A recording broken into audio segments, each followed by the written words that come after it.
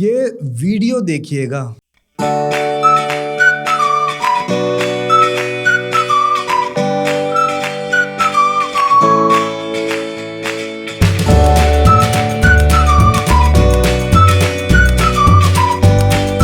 इसी तरह आपका शौक होना चाहिए, आपकी खुद के साथ मोहब्बत होनी चाहिए, आपके अपने काम होने चाहिए, आपकी अपनी नेकियां होनी चाहिए, आपका एक तर्ज हयात होना चाहिए जिसमें आपको खुशी मिले।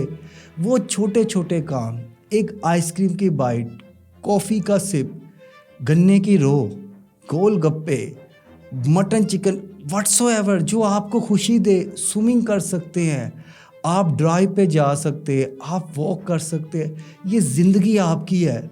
आपको पता होना चाहिए कि आप किसके साथ किस टाइम पे किन हालात में कितना खुश रहते हैं। जहाँ पे खुशी मिले, जहाँ पे सुकून मिले, वहीं पे थोड़ी देर रुक जाए, क्योंकि ज़िंदगी इन छोटे छोटे लम्हात में जीने का नाम है।